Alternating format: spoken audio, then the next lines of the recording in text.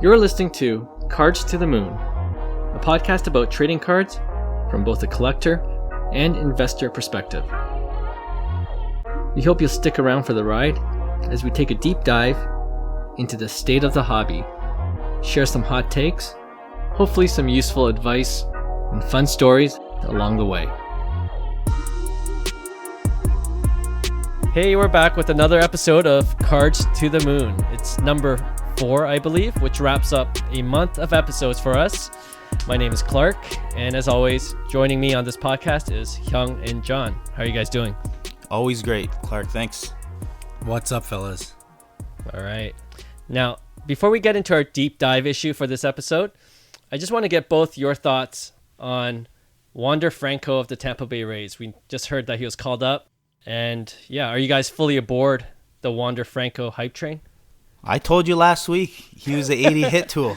This guy shows up. Do you see that first at bat? That was incredible. The first, that was what impressed me most. It was he was down 0-2, and then he literally battled and drew a walk. Right, so that's that's something special right there. And then he hits a home run. It's like, thank you. Yeah. Welcome to the show.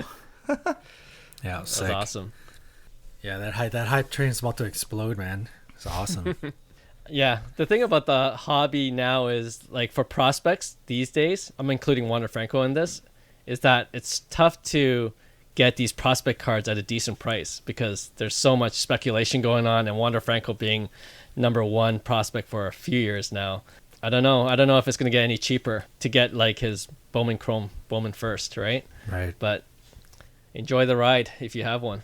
I think in the off season it's a really good pickup because if you think about people always have surprisingly good rookie years, right? So I think after an off season, people learn to pitch, properly to hitters, and then they're, I guess if you look at Tatis's numbers, Bichette's numbers, they're inflated in the rookie season, right? So. Mm-hmm. I mean, yeah, it's a good time to buy, I think, in the off season, but I don't think it's going to go too cheap. Yeah. Keep an eye out in the off season, yeah, for sure. Okay, switching gears a little.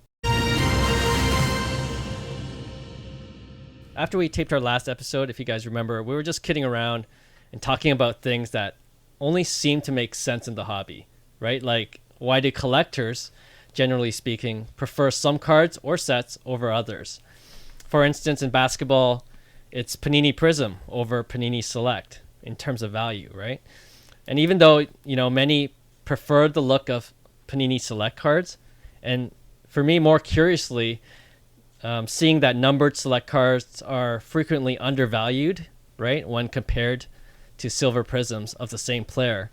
Yeah, it just defies real-world logic, but it makes sense as hobby logic, right? So I was thinking maybe we can go deeper and try to explain, if we can, why certain things in the hobby are the way they are. Or is it just stupid and we just need to accept it, right? Let's begin with the basketball Prizm over Select. Who made Prizm the set to get? And will it always be that way? What do you guys think? It's a great question, man. I heard, so unfortunately, I stopped collecting for a while, so I'm not knowledgeable of what exactly panned out in the last 10 years.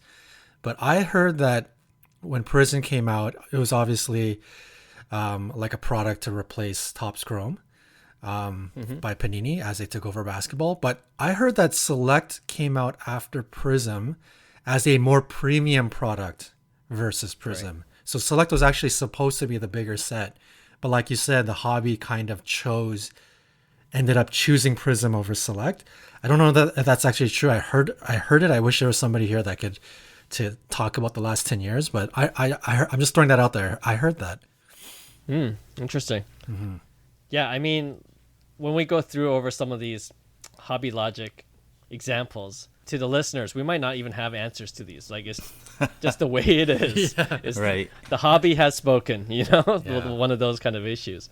But yeah, it's one of those first initial questions. I was wondering why even base Prizms became so liquid and became so hot And then, meanwhile, these numbered cards from Select are just sitting, and if I could turn back time, I would have just scooped them all up right now. But I think now is the time to like buy it. Like if you think about it, it's such a good deal. Like Select, I always say it. I'll buy Select over Prizm. The hobby logic, there's no sense to it at all, right? So, it's a steal at this point. So, we always say buy. Buy. Yeah. Although I'd be pretty careful with the 2021 Select. I think it's getting pretty trashed by the hobby. Oh, yeah? I think it does look more high-end, like John was saying. Like Select in general. Mm-hmm. I think that's what it was meant. I heard that's what it was meant for, but it's just Prizm ended up being the king. All right, well, chalk it up to hobby logic. Do you guys have any other examples, Hyung? I would say, like, refractors, like shimmers, waves. People. What about them? For some reason, people like devalue, I guess, numbered cards. It doesn't matter if it's a orange wave versus an orange. The value of an orange refractor is more than an orange wave. You know what I mean? And they're numbered to 25. And the hobby logic. What is it? And what I've heard. Okay, this is what I've heard. Okay, there's a website called blowoutforums.com. Very resourceful forum. So go check it out. There's a lot of hobbyists on that site. And they were saying that. What were they saying? They're saying there's actually collectors that collect the true refractor sets, because it's like OG, it's like classic. So your refractors, your blues, your golds, your orange, your reds, those are your classic OGs. And there's people that just collect like sets of those, right? Which is nuts. Like if you're building like a refractor set, but that was the reason. And if you're dealing with like a low numbered card like an orange or something versus an orange shimmer or a wave, right? Yeah. It doesn't make any sense to me, because I'm buying, based off. I do personally like the OG refractors, I personally do, but they're way too cheap. The discrepancy is way too much, So I think that doesn't make sense, and that's like a hobby logic that I always scratch my head. But again, I buy those opportunities all the time. That's a good point. Like I have a Bo Bichette blue wave, and it's numbered to 150, just like the Bo Bichette true blue refractor. And blue wave 75, I think. Oh, sorry, 75? Or is it the auto? Oh, sorry, it's the auto. You're right. Oh yeah, you're yeah. Right. Auto blue 150. wave auto. Yeah. Okay. So yeah, it looks beautiful. Like even the blue wave. I don't know why people are hating on it, but yeah, beautiful card for sure. Yeah, collectors are fickle, man. We're all collectors. We know that, right? Like that's why the PSA 10, just knowing that it's a supposedly flawless card, is so much greater than a PSA 9. Like PSA 9 or 9.5 for me as a collector, it bothers me so much. It shouldn't, because 9.5 is a gem. And a 9 is like that's mint. Like that is a mint card. If there's no such thing as grading and you're staring at that card, you'd be like, man, this card is absolutely pristine mint. It shouldn't bother you. But yeah, this is. Sorry, going back to that. No, go ahead. Yeah. Going back to that. Collectors are fickle, man. Yeah, they're very this is from Blowout. I just pulled this up. It's they say like an orange shimmer will be equal to like a base gold. A gold shimmer would be equal to like a base blue. A green and green shimmer will equal like base blue, because no one seems to make green sets. That's what they're saying. So it's, I don't know, like from an investment standpoint, like if that's the reason, that's a stupid reason. Like think about it. Do you think anybody cares like 30 years down the road? Or will scarcity ultimately, be part of it, right? So I think there's way too much of a discrepancy. Sometimes you even see it more than what these guys are claiming. Just kind of like one level down. I've seen shimmers go for so cheap, way too cheap than than the original refractors. So, right. But I do personally like the original refractors. I think they just look a lot cleaner. Same with, I'm not a fan of waves too. I don't know about you guys. The collector in me, I don't mind the waves, but I do gravitate towards the true colors. Yeah, I don't mind the waves for some of the cards, but I wonder if it's because I see the value of the true refractors. It's going for a lot more. It's all based on value. Yeah, it's brand. It's messed with your head. It's all psychology. Yeah.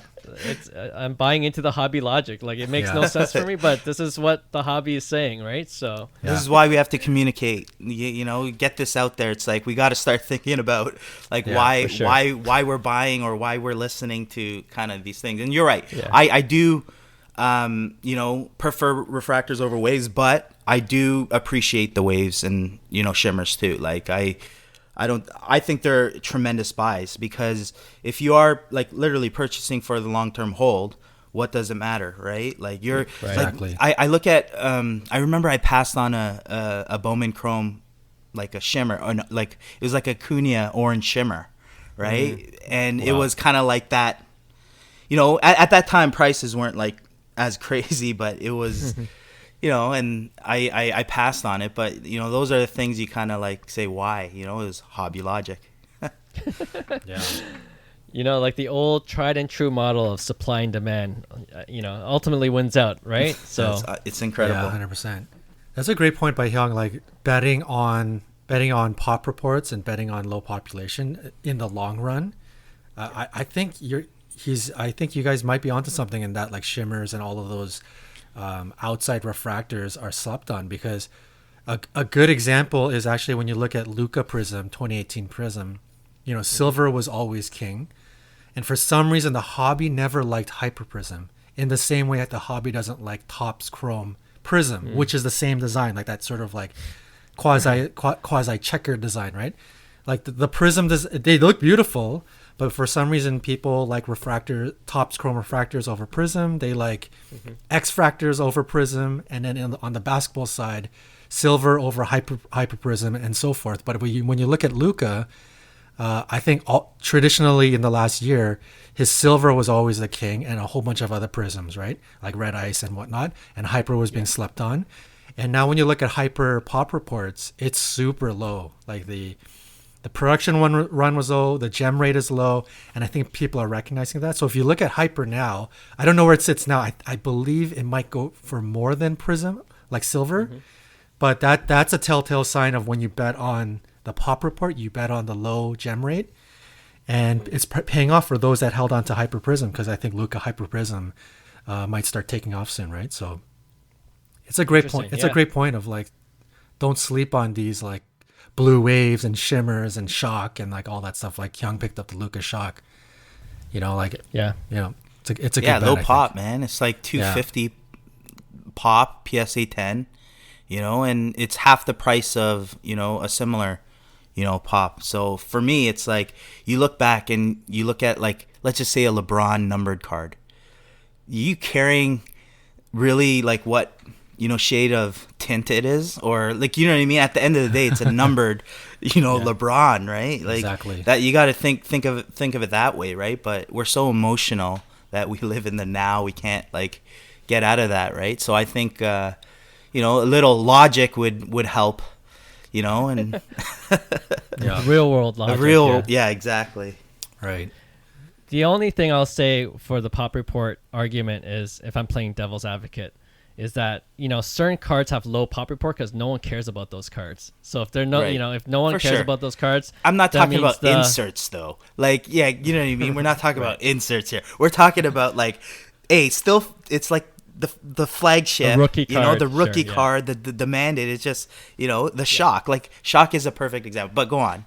No, I for sure I get that point too. Yeah, there's got to be like a critical mass almost, or a certain threshold cross over where that there's enough demand out there. But for some cards with super low pop, and we know that there's a lot printed, then that might be a card you don't go after just because it has low pop. Right. But last week, or the episode before last week, we're talking about basketball card autographs, and I was just about to mention that. Oh, is that right? Like, one thing I don't get is that, Right. like, I don't understand why certain autograph cards are valued lower than some of these even, higher produced refractor cards. Like, incredible. the player can only sign so much cards. There's scarcity built in with these autograph cards, right? Yeah. But no idea. That's another hobby logic thing for me. Yeah, and that tacks onto our other point is that cards that are sort of low production cards that are being slept on right now. Like the hobby, for some reason, in basketball, is not too crazy about autographs, unless you're talking about sets where you're actually chasing autographs, like Flawless or National Treasures, where you're literally trying to pull RPAs. But when you look at Select autographs or you look at Prizm autographs, like those are sets where people aren't chasing those cards. They're actually looking to try to get silvers. They're trying to get numbered flagship, the main rookie card. So those are the sets where those autographs are not worth as much as they should be, right? So it's another interesting product, or another interesting thing that people should be aware of. And maybe it's not a bad thing, like Hyung said, not a bad thing to put one in a safe for 10 years and see what happens, right? To have like a Prizm. I mean, I'm not going to use Luka, but Luka's expensive. But I don't know, like Shai Gilgeous-Alexander, like literally lock it in a safe. Mitchell. Exactly. Mitchell. Yeah. Yeah, I think there's like a Tatum Silver auto that there's just ton out there that nobody's even buying. Like, you know what I mean? They're not selling at a premium, and his silver base goes for more. And to me, it's like, wouldn't you still want the on card auto? Like, or sorry, it's not an on card auto, it's sticker auto. That's the kind of like, well, it's a sticker auto, but I'm it's still an auto. It's still it's a silver PSA 10 auto. It should fetch more a premium, but maybe those are the the real true price, and everything else is inflated, right? So that's why it's not a bad purchase, I think. Yeah. Sure. Mm-hmm. This is fun. You guys have any other things that kind of scratch your head in the hobby? For me, I would say I don't know about scratching your head, but how about flagship versus non-flagship? Yeah, that's a great one.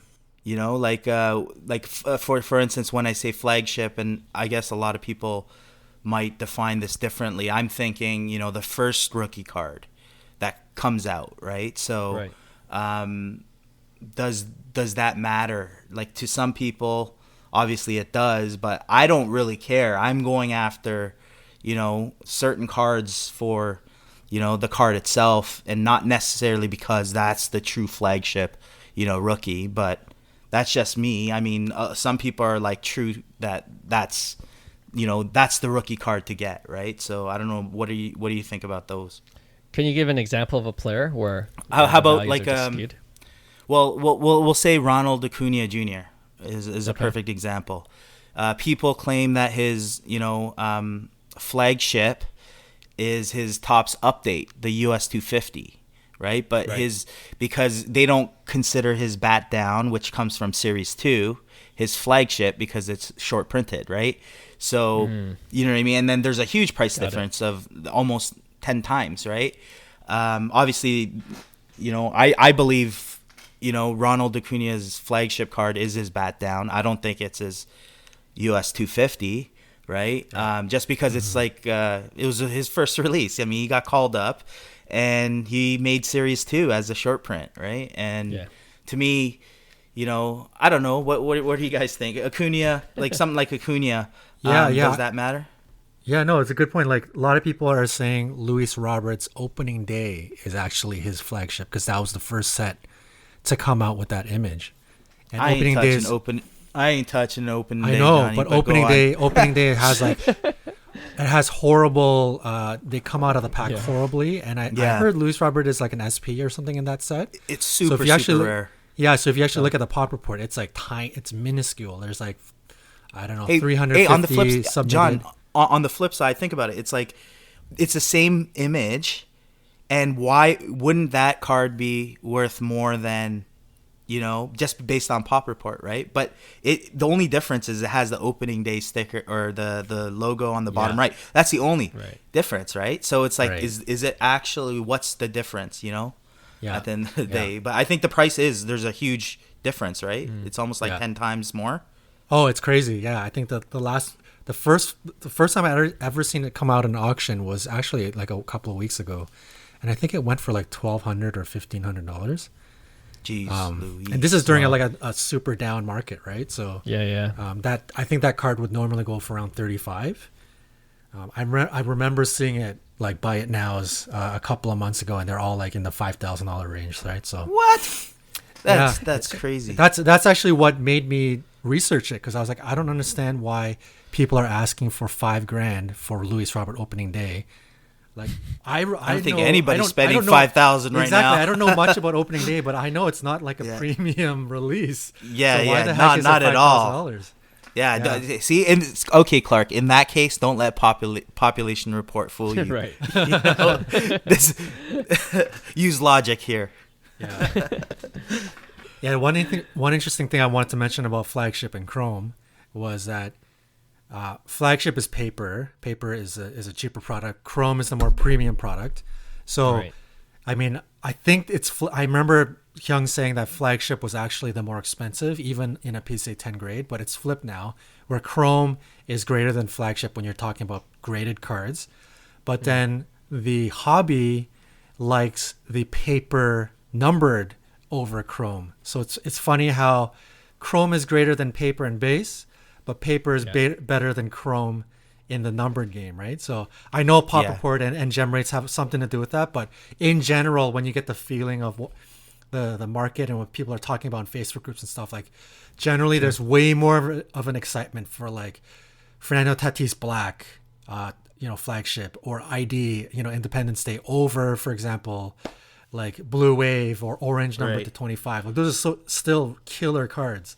I think it was more apparent in the baseball market that and I remember this. I remember the Soto's paper, the US 300, was more expensive than his Chrome, right? His HMT, and I believe that comes from the basketball. There's so much people coming in from the basketball side that they started saying they love Chrome, and the younger generation love Chrome. Everything is Chrome now, right? Paper is kind of like out with the old, in with the new. And you know what? Like, it's funny because I kind of agree. Like, I actually am starting to like Chrome a lot better than paper. The surface sucks. You pull out a beautiful card. It's like, what do you want? You want a damaged surface or a damaged corner? Pick your poison. But that's a good point, Hyung. Yeah. The demographic of card collectors definitely has a factor in why things the way they are in the hobby. Yeah. And just, like a part of this hobby logic, there's also a lot of sets. If you were to just put, nobody knew anything about sets, and you just brought them all onto the table, apples for apples, oranges for oranges. Like, I mean, there's a lot of sets out there that don't get love because the hobby just says it's not worth anything. For example, Stadium Club. Oh, yeah. Like Baseball Stadium Club is a sick underrated. set. Like, the photography, like everything is like, it looks like an SP variation. Like it's an amazing set, but the hobby is just says to the world, no, it's not worth anything. It's a fun set to collect, quote unquote. Yeah. But it's not worth anything. So nobody really like gets excited over it. But another thing is, like, on the basketball side is Panini Crown Kings, right? Yeah. Like, that's a beautiful set. When you're talking about people talking about Topps Project 2020 or like Topps Project 70, all these like like making cards into art. Like Crown Kings was like the OG of making cards into art. Like, that set is beautiful, like so underrated. But the hobby just says, no, it's not worth anything, and that's so be it. That's what it is, right? So there's another one of those things like hobby logic where, like, all these brands and all of these sets don't get a fair shake at popularity or what's popular just because the hobby says, no, it's not good enough, or no, it's not worth anything, right? So I'm gonna throw one more, Clark, at you guys. Just before we close this, how about, what do you guys think about Panini versus, or like licensed versus unlicensed? Oh, that's a good one. I don't like unlicensed, but I think it's because I'm buying into the hobby logic. There's no logo, forget it. Right. Okay. Yeah. How about you, Johnny?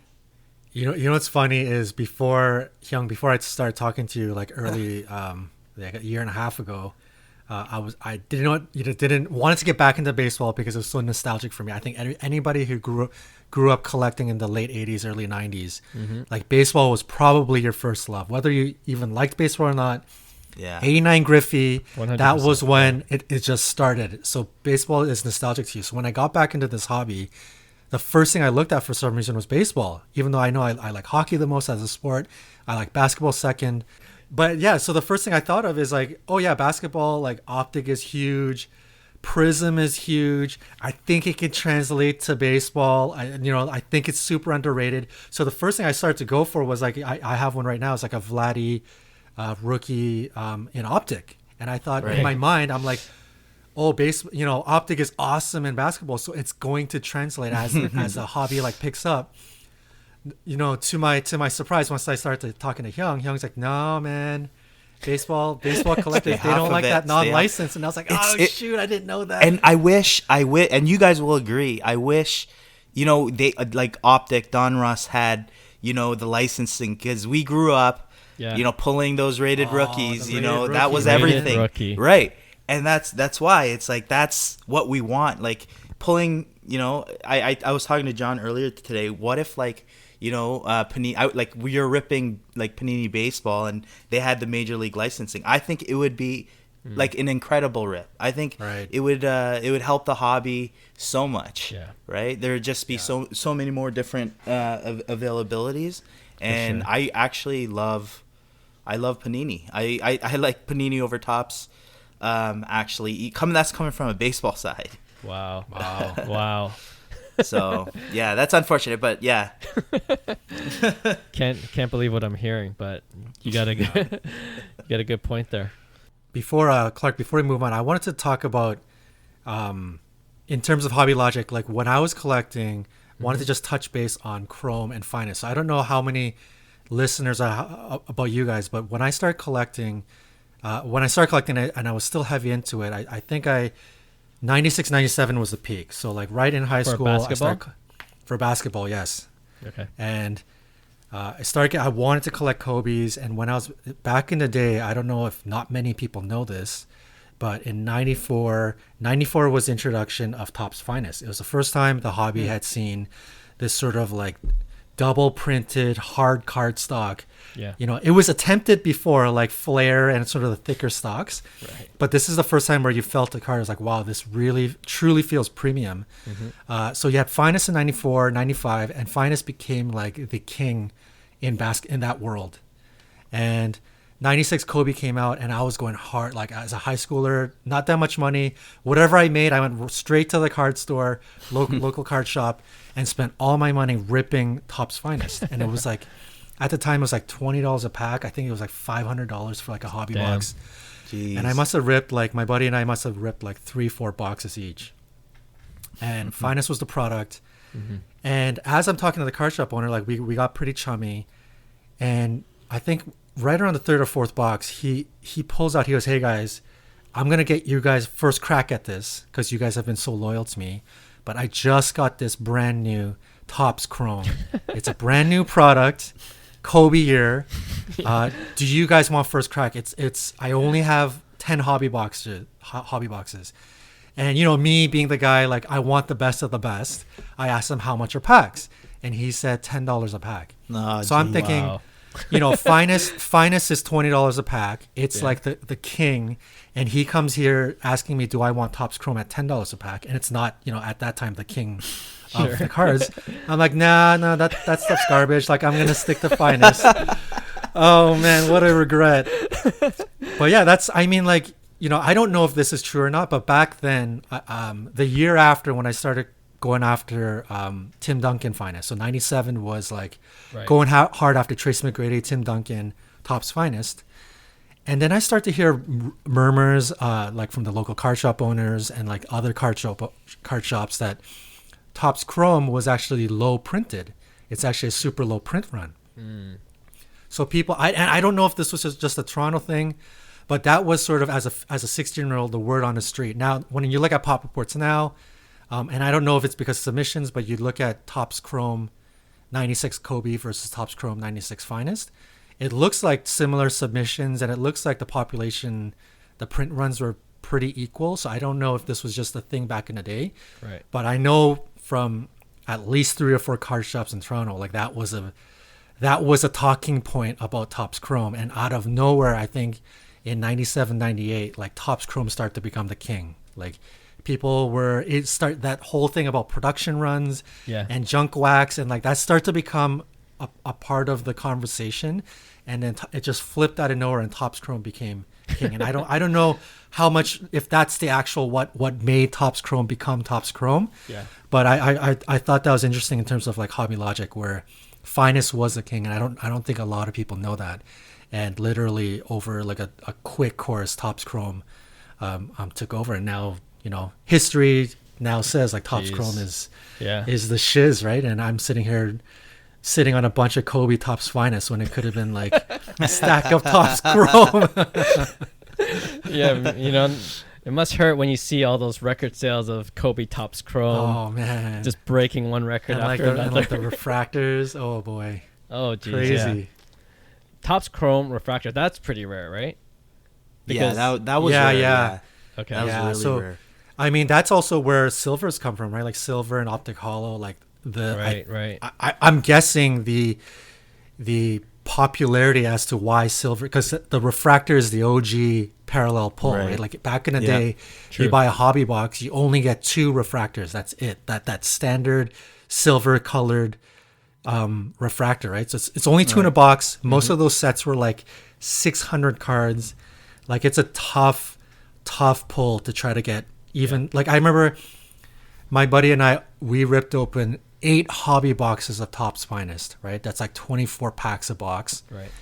And we did not get 1 rookie refractor out of 8 hobby boxes, right? Damn. Yeah, so that's how hard, when you're talking about trying to get a Kobe refractor, like that's how tough it was to get one of those. Yeah. So that's why you're seeing it go for millions.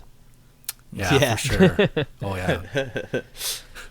No, that was a funny story when you told us the first time. That's the thing about hobby logic, or the hobby, where things can just flip.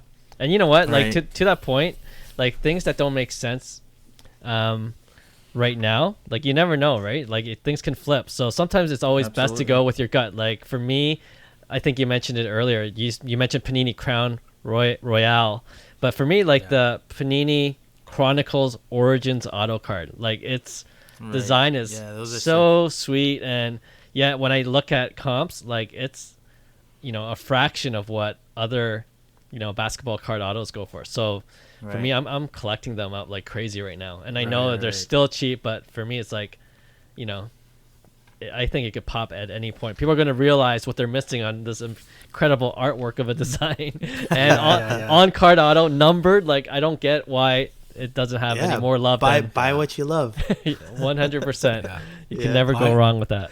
I gotta correct myself. I think I said Crown Kings. I meant to say Court Kings. Panini Court Kings. Court Kings. Okay, got it. But Crown Royale is also a great set for sure. All right. It's also a great whiskey. Sorry, I might not be able to say that. I don't know if we're allowed, but I mean. Okay, moving on to our next segment then. We introduced this last week, and we're bringing it back this week with our top 5. So, John, we know you're a Kobe collector. This is a pretty good segue. So what we wanted to hear from you is your top 5 Kobe basketball cards and why. All right.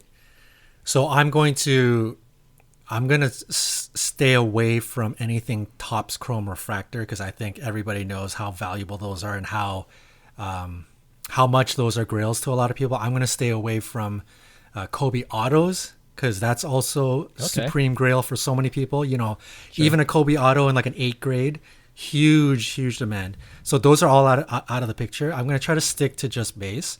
Okay. So I'm going to quickly go over. So number 1, like last week, what Hyung was saying, like Tatis. Number 1, I mean, unless you're living under a rock, obviously 96 Topps Chrome Kobe. That's the holy grail of Kobe rookie cards. Mm-hmm. I think nobody will disagree. So that's number 1. Number 2, I think I put 96 Skybox EX2000 Kobe rookie. Nice. That was, when I was collecting Finest, That was also I think that was a brand new product in 96. I could be wrong about that. There might be a 95. But that was also right up there. I think it was like $20-$25 a pack. I mean, at the time, I think I had to choose between EX or Finest. Right.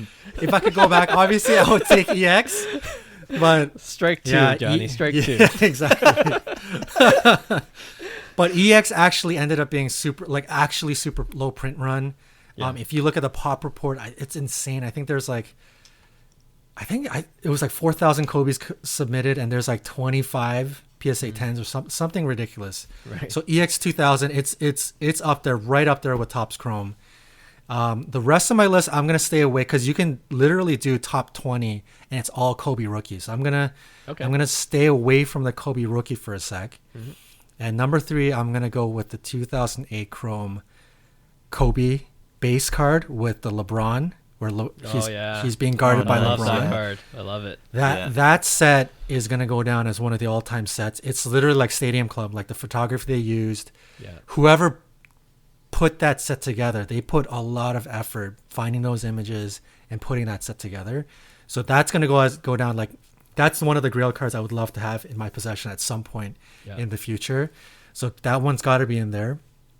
Number 4, I'm gonna stick with the mid 2000s Chrome. So 2005 Chrome, and this is just sort of a personal favorite, is 2005 Chrome Kobe base. Okay. So this is the one where he's dunking and he's in the powder blue jersey. There are not many Kobe cards where he's wearing that powder blue jersey, and I believe this is the only Topps Chrome card where he wears that powder blue. So I just think it's super cool. So I really like that card. Yeah. I think obviously in this spot, like it's just, this is just my opinion. These are my favorites, but I was weighing between that card and then the Steph Curry year base, because the Steph Curry year was the base was like numbered to 999.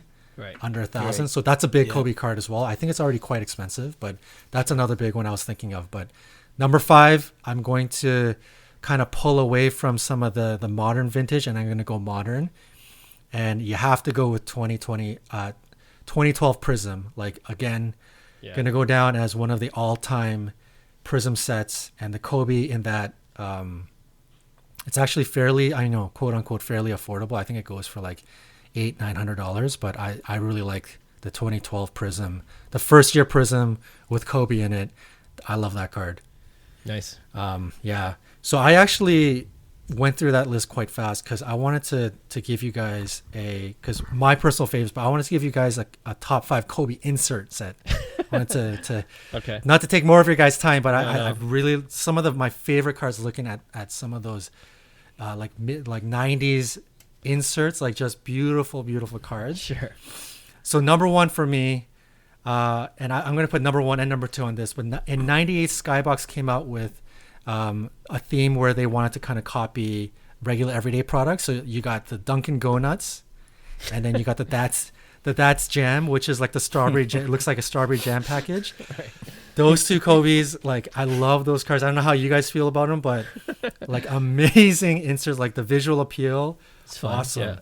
Yeah. So those are like top 2. Number 3, I got 96 Flair Showcase Class of 96. It's a Kobe rookie insert. I remember that. Yeah. If you take a look at that one, like an absolutely beautiful card. Number 4, this one's a little bit obscure, but it's the 97 Fleer Ultra Stars. So Ultra Stars, I don't know too much about it, but I do know that it was like a super, super hard insert to pull. It was like 1 in 4,000 packs or something crazy. So if you guys ever look up that card, like an absolute beautiful card. And then number 5, I know like lots of people love Kabooms and 96 Skybox Stardate and obviously Metal Universe, but I'm just going with my personal favorites, and I'm going to go with a modern card, which is the 2016 Panini Studio Downtown Kobe, the one with the it's got like this is not the one where he's sort of like in front of the Hollywood Theater, but this is the one where he's in front of like a bunch of palm trees, and it looks like he's kind of twisting, doing a 360. Yeah, love that card. Beautiful in terms of like modern inserts. So sweet. That's my top 5 Kobe inserts. Had to add that in there.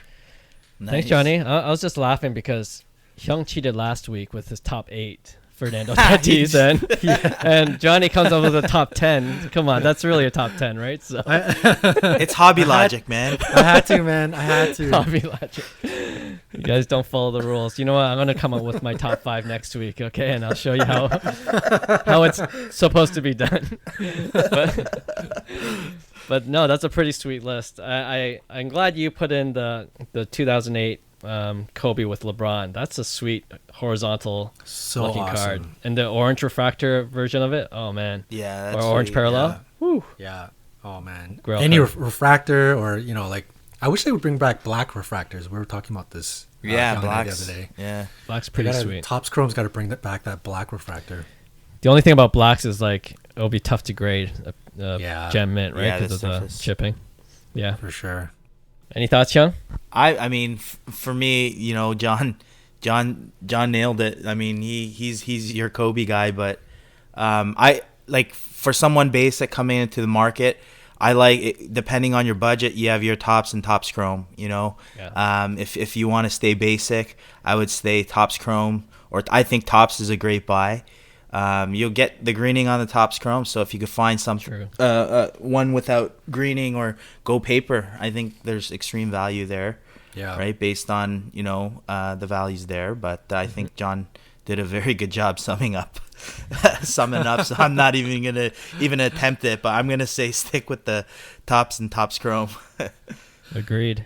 Yeah, man. If anybody wants to get into Kobe, such a safe bet. And if you're talking anything Topps Chrome, like, doesn't matter the year, you get Topps Chrome Kobe in a PSA 10. I think it's such a solid blue chip investment for the future. That's those anything Topps Chrome Kobe is going to go up. I know the Holy Grail 96, that's completely out of reach for a lot of people, but any of the other ones all the way up to the end of Topps Chrome line, like, yeah, those are all very desired and highly collectible. 100%. Yeah, I would even go for the lesser grade ones, like just for my own personal collection. Right. Yeah. It'd be sweet. Yeah, for sure. All right. Thanks, Johnny. We'll just move on to our last segment of this episode, which is Pick One. A fan favorite, or at least our favorite, where we pit 2 players together and choose which one we like better as a sports card investment. All right, so here we go. Our first Pick One pair is between, and we'll go to hockey, between Sidney Crosby versus Connor McDavid. So we're going with the slightly old guard versus the new guard. I'm going McDavid. Oh yeah, why? I just think I think he's a better player. Overall, I know Crosby has some cups and he has years beyond him, but I don't think Crosby's a bad buy. I think he's a great buy right now too. I just like what I'm going to see the next 10 years out of McDavid, and I think it's going to be pretty spectacular. So I'm going McDavid. Okay. Nice. This one's an easy one for me, and I'm gonna go against Hyung. I'm Crosby all the way. Wow. And this is not just like, even if McDavid had won a Stanley Cup this year, I would still say Crosby. And I'm even talking just strictly from an investment standpoint, because when you look at what Crosby has achieved, this guy has won everything you could imagine, and he's getting close to the end of his career. So I think in the next couple of years, you're going to start to see the narrative and start to see conversations around Kobe. I got Kobe on my mind. Talking about Sidney Crosby becoming one of the GOATs, probably becoming one of the all-time top 5 NHL players of all time. And when you think of Sidney Crosby, especially for those in Canada, like, he is synonymous with Canada hockey. Like, when you think of the old generation, when you think of Canada hockey, you think of Bobby Orr. Our generation, some of the older guys in the 30s and 40s, you think about hockey, you think of Gretzky. The newer generation, you think about hockey, you're thinking about Crosby. Like, he was the one with the golden goal. Like, it's kind of when I think of Crosby and McDavid, these guys are all-time generational Canadian athletes in hockey, and I think about Gretzky and Lemieux. Lemieux was all-world skill. You could argue that if Lemieux didn't get injured, he would probably have broken almost every one of Gretzky's records, including the single-season marks and all of that stuff. Yeah. Way more skilled, better shot, bigger body, everything. But when you think about the popularity, the entire body of popularity in Canada hockey, like people still love Gretzky. Even though, like Lemieux, you could argue he was way better skilled and all of that jazz, and he won cups and he did this and he did that. Yeah. It still ends up being Gretzky at the end of the day. And I think between Crosby and McDavid, especially because Crosby's career is going to end soon, I think once that conversation starts to happen about him being top 5 all time, it's going to really start to shoot his card up as one of the all-time greats. Kind of like what's happening with Ovechkin, because I know. Yeah. I've followed, I was always wanted a Crosby rookie ever since it came out back in 04, I think, or 05.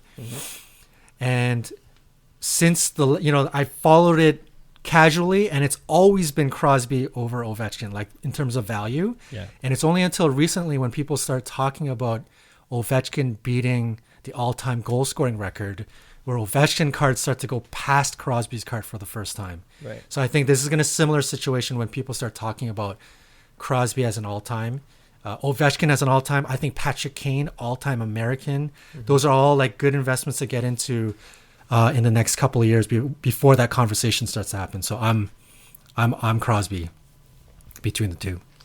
Yeah, this was a tough one for me, and I agree with you, Johnny, 100% for all the reasons why Crosby is a great investment. The only thing is, I wonder if that chatter, if that discussion of Crosby being one of the all-time greats stays in Canada. I think the hockey market is still a little soft compared to the other major sports.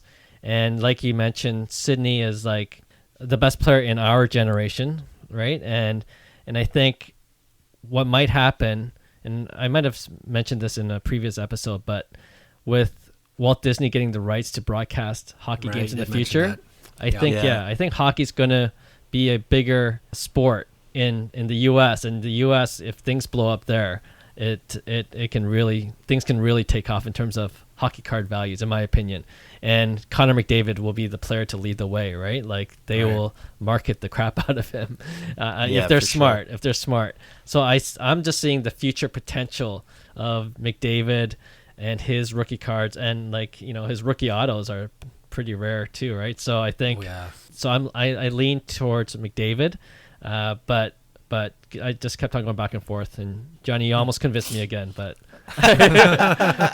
one of these times you're going to convince me. I'm going to switch my pick. Oh yeah, for sure, on the spot. Yeah, for sure.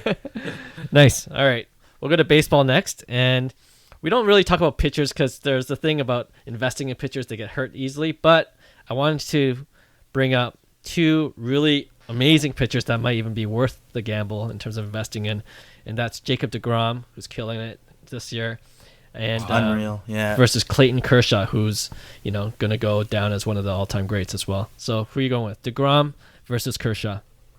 I'm going Kershaw.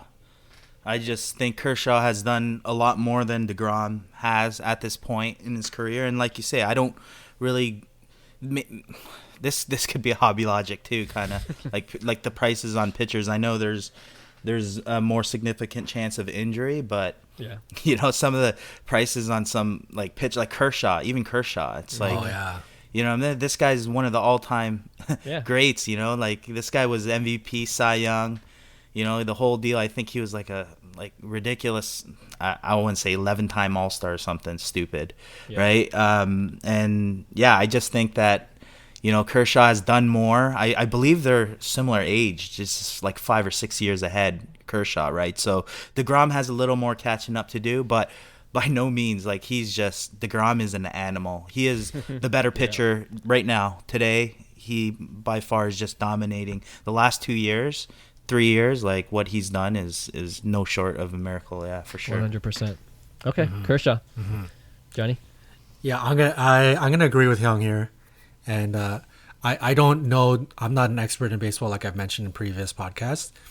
So all I know from an investment standpoint, I'm going to go with the guy that has proven a lot more, that has had the bigger career. And I think Kershaw over deGrom. DeGrom, I don't know if I would recommend people buying deGrom right now. But like you're basically buying into the like super high during a down market. So even for that alone, I'm picking Kershaw. Okay. Yeah, it's going to be a clean sweep. I love Clayton Kershaw. Finally won the championship, so that he has under his belt. Yeah. So that helps. It would have been a close argument if he didn't, but yeah. And deGrom is he's an animal. He's a beast for sure. And he plays for New York. That's a big market team. Right. But the only thing I would argue for deGrom is like, his compared to Kershaw, his prices are so low that you could probably, if he continues to pitch the way he does, even for next season or 2 or 3, you could probably make a nice flip, out of deGrom cards. Right. Whereas you're buying high on Kershaw now, Right. So Yeah, that's true. all right. Yeah, it's a hobby logic again, man. It's funny how pitchers get absolutely no love. It's actually it sucks. Well, if you look at like Sandy Koufax and Nolan Ryan, you'd want their best cards. Yeah. No differently. Yeah. But right now, nobody wants it. So to me, it's like, Kershaw could be an actual good buy long term. Yeah. Even then, it's like what he's doing is crazy, right? Like his career and just the numbers he's put up, and he still has some years. Yeah. He's not done. He's still young. Not really young, but he's still young. He has some years. He can still play for sure. Yeah. You guys remember that Nike commercial with McGuire, the chicks dig the long ball? Oh yeah. With Heather Locklear? Yeah, man. That logic, man, to this day, that logic still stands true, man. Like these pitchers getting no love. It's so true. Yeah. Yeah. All right. And our last pick one pair is between Kevin Durant and Stephen Curry. Oh. I mean, KD is, if you saw him during these playoffs, he's pretty much been carrying the Nets. And and Stephen Curry, of course, he's going to be all-time too, but they got bounced early. But both very, very talented players, both very, very different personalities. So I'm wondering which guy you like the best. I'm going Durant for sure. For me, Okay. I think he's just the better buy, in my opinion. I think he's done more and he's a better buy. I think there's like his Topps rookie card that's still cheap, like in my opinion. I think it's like a pop 3,000 that's going for less than like $900, right? And like you said, they both, I think Curry's prices are, justifiable, but like in my opinion, Durant is a great buy. Even as I still think even as regular Topps and Topps Chrome is a pretty good buy at those prices still. So Yeah, for sure. and the refractor, the Topps Chrome refractor, I think that's a pretty good buy. Even though it's like $17K, I think there's a lot of room to grow with that. So I'm going Durant for sure. Okay. Yeah, All right. true. Ooh, this is tough. I'm gonna go Curry. I think he is like a transcendent like basketball player. He really changed the way the game is being played. Very likable. I think a lot of people like him. And I pick Curry because of his Topps Chrome, and it's not for everybody because it is it's not even for me. It's a super high end. Yeah. I don't know what it goes for right now, but I'm guessing around 35K at least. Maybe I know it touched like almost 80,000, but the Topps Chrome, the one number to $9.99. yeah. So Right. that I think the pop on that is like super low, like 30. Or I remember talking with a couple of other friends. Yeah. But I still think even if it was 30, 35,000, if you're in that market to spend that kind of money, it's I still think it's a great buy based on the pop report and who Steph Curry is. Yeah. Yeah. So I'm gonna go Curry on this one, but Durant, I gotta say one thing about Durant, like this guy, man, I'm so upset with Durant because I don't like Durant the guy, but Durant the player is one of the best. He's arguably one of the best basketball players we have ever seen, if not he's absolutely unstoppable. Like no, I don't think there's not one player ever in history that can stop Kevin Durant. Yeah. I don't personally like him, but this is a guy that like you got to remember, like Durant back in a handful of years ago, there was a period like 2-3 years where Durant was considered the best player in basketball. And this is during LeBron's prime. Like we're talking GOAT LeBron in his prime. Like people were talking about Durant being the better player, and he was up 3-1 OKC versus Golden State. And I think if he had won that series, or he stayed, and let's say he won some rings on his own, not with Golden State, and became that enemy, like he took on that enemy role, he would have won against LeBron in his prime. He would have beat Golden State. He would have had a ring on his own. We could be talking about, like, sitting here today, we could actually be talking about Kevin Durant being top 5 all time. We could also be talking about LeBron not being top 5 all time had he not won rings against Kevin Durant. Right. You know what I'm saying? Like, this is like, it's like a crazy course of history that happened. Like, that's how good Kevin Durant is, and it's to me, it's so upsetting to think that I think he's still gonna probably. I think when all is said and done, he should squeeze into the top 10. But you know, like, this guy could have really made like a legend of himself if he did things the way that I think the general public or the basketball fans would have liked to have seen out of this guy, right? So yeah. I had to give that spiel about Kevin Durant. That's an interesting alternate reality you created. He's tripping you. He sets you up every time. It's a psychological mind game on I know. You. And he throws it on you. What do you decide? And now you're debating. I don't know what's real right now, but that's good. But, I love it. But yeah, I agree with what you're saying about KD as a person. Well, what we hear in the media, anyways, right? And Stephen Curry is generally more likable. But I also agree with Hyung when he says that KD's a better buy right now. Like, I have a Topps Chrome rookie, and that's tanked a little bit. And, you know, honestly, I'm thinking of picking up a couple more at this point. Yeah, you know? Like, for sure. Just doubling down. So it's a better buy. But I really want a Steph Curry in my collection because Me too. I think you mentioned, Johnny, like, I think he changed the game, the way it's played, and I think history will remember that. You know, I think the future players and teams will see, like, oh, the game changed because of this one player who shot amazing 3-pointers flawlessly, and teams and GMs and the whole league had to pivot towards that kind of gameplay. And I think you could pinpoint it to one player, Steph Curry, and I think that's going to really once that narrative takes a stronger hold, especially after he retires. I think you're paying premium prices now, but I just think it's going to go higher. So it's a bigger investment now, but I think it's a bigger payoff in the future too. Right. Cool. I love these pick ones because I try to make it as hard as possible, and I feel like we've got some really challenging ones. So hopefully we can continue to do these. And yeah, if you guys have any players you want to pit against each other, you can challenge me too. It's not fair because I think of the players beforehand, and I have the argument for each player that I chose before the show. But then every once in a while Johnny will almost convince me otherwise. But yeah.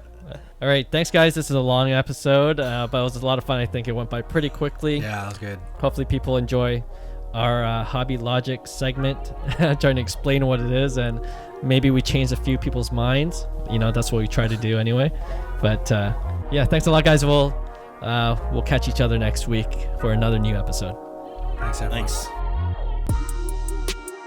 Hey, thanks for listening to Cards to the Moon. We'd really appreciate you subscribing to our podcast wherever you listen to your podcasts. And you can also connect with each of us on Instagram at 5cardguys, or you can follow Hyung at Integrity Sports Cards, or John at TradeU at Recess. You can also check us out at 5cardguys.com. Thanks again, and hope to connect soon.